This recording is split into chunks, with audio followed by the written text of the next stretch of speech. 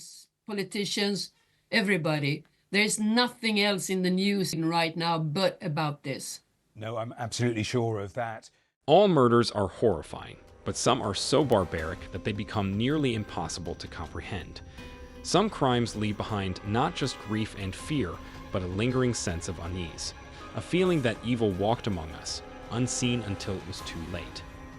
The case of Missy and Michael MacIvor is one such story. It is a crime that shook an entire community, not only because of its sheer brutality, but because of its timing. As a tropical storm battered the Florida Keys, an even greater storm was brewing inside the MacIvor home. Missy was 9 months pregnant when she and her husband were savagely murdered. It was a detail that made this case deeply personal, not just for the detectives who sought justice, but for the entire state of Florida. A family that was just about to begin was completely wiped out in a single night.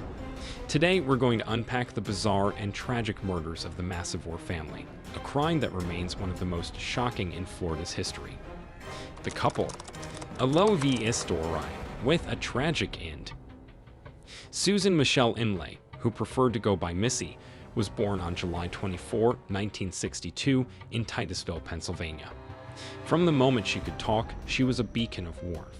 She had an infectious smile, a laugh that could brighten even the darkest room, and a personality so sweet it was impossible not to like her. She was naturally drawn to children, a passion that led her to become an elementary school teacher. It wasn't just a job to her, it was a lifelong calling. She worked hard to earn her degree and poured her heart into shaping young minds. Her students adored her, and so did her colleagues. Meanwhile, hundreds of miles away in Cincinnati, Ohio, her future husband, Michael MacIvor, was born on April 15, 1961. Unlike Missy, whose passion was education, Michael was born into a world of aviation. His parents were obsessed with airplanes. His mother was a licensed pilot at just 16 and later became a flight attendant, while his father worked as an airline captain. Growing up, Michael spent hours tinkering with aircraft, taking them apart and putting them back together. By 13, he was already flying planes. By 17, he could rebuild an engine from scratch. It was no surprise that he pursued a career in aviation, eventually becoming a professional pilot and certified flight engineer. As he got older, Michael started his own business, Tamiami Aircraft Accessories, based in Dade County, Florida. By his late 20s, he was a successful business owner, living a comfortable life. But there was one thing missing, someone to share it with. That changed in 1987 when he met Missy at a nightclub. From the moment they locked eyes, they were inseparable. They talked all night, and by the time the sun rose, it was clear that they were soulmates. 2 years later, they moved to a quiet, luxurious private airport community in Key Largo called Tavernier Aero. The couple dreamed of raising 5 children there. In May 1990, they got married in their own backyard in an intimate and loving ceremony. Michael, tall and strong, was the perfect match for Missy, who was kind and nurturing. To everyone who knew them, they seemed like the ideal couple, the kind of people who would have made amazing parents. And in January of 1991, they took the first step toward that dream. Missy discovered she was pregnant. The couple was overjoyed.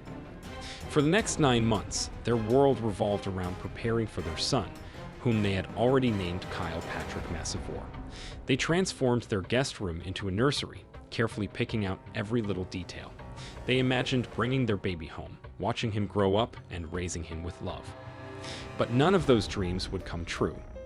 The storm, a canalior is in the darkness. On the night of August 21, 1991, a powerful tropical storm swept through the Florida Keys. Michael and Missy had spent the day preparing for their baby's arrival, attending a LeMays class together.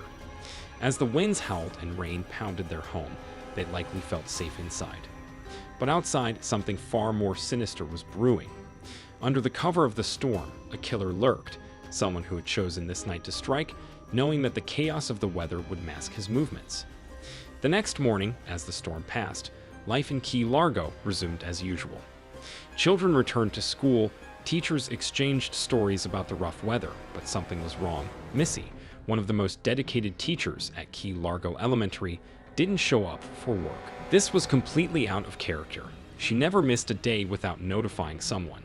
Concerned, her colleagues reached out to Michael's sister, Sharon, to check on them. Sharon called their home multiple times, no answer. Even more concerning, their answering machine wasn't working. Worried, two of Missy's colleagues decided to visit the MacIvor residence. Upon arriving, they noticed that all the curtains were drawn, except for one. Through a small gap in the window, they saw a chilling sight, a pair of motionless feet lying on the floor. Panicked, they rushed to get help. A neighbor, Bill, who was close to the couple, quickly joined them. He knew something was wrong. Without hesitation, he forced the door open. The discovery, a nightmare inside the home. The moment they stepped inside, an eerie silence filled the air. The house, which had once been filled with love and anticipation, was now a scene of unimaginable horror. In the living room, Michael's lifeless body lay sprawled on the floor, his arms and legs stretched out. His mouth was covered with masking tape, and disturbingly, 2 white socks had been placed over his eyes.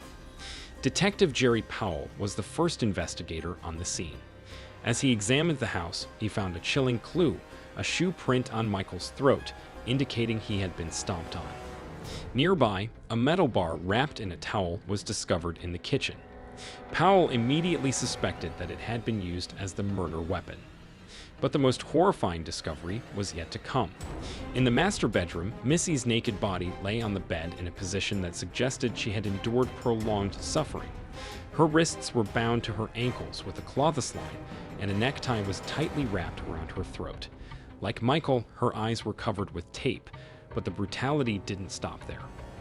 Her nightgown had been violently torn, and her underwear had been cut away with a sharp instrument. It was evident that she had been sexually assaulted before being strangled to death. The medical examiner later determined that her unborn child, Kyle, had died approximately 30 minutes after her due to oxygen deprivation. This was not just a crime, it was an act of pure evil. The investigation, a hunt for a monster. Detectives quickly realized that this murder was both premeditated and calculated. The killer had cut the phone lines before entering the house, ensuring the couple couldn't call for help. He had climbed into the nursery through a ladder left by a contractor, a move that suggested he had scouted the home beforehand. He had waited for the storm, using it as the perfect cover. Despite his planning, there was one thing he couldn't hide: his DNA. Samples were collected from multiple parts of Missy's body, giving detectives their first real lead. Meanwhile, an autopsy confirmed that Michael had suffered multiple injuries, including deep abdominal bruising and damage to his throat from being stomped on.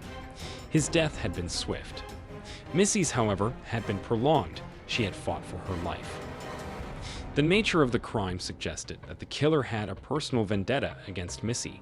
Police immediately turned their attention to people in her inner circle.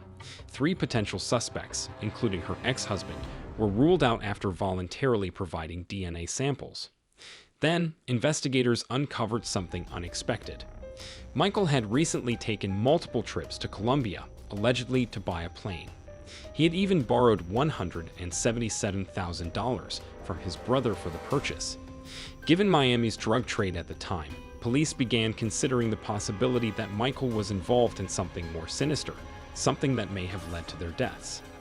But as detectives continued their search, they would soon discover a far more terrifying truth, one that would lead them straight to a serial predator who had done this before.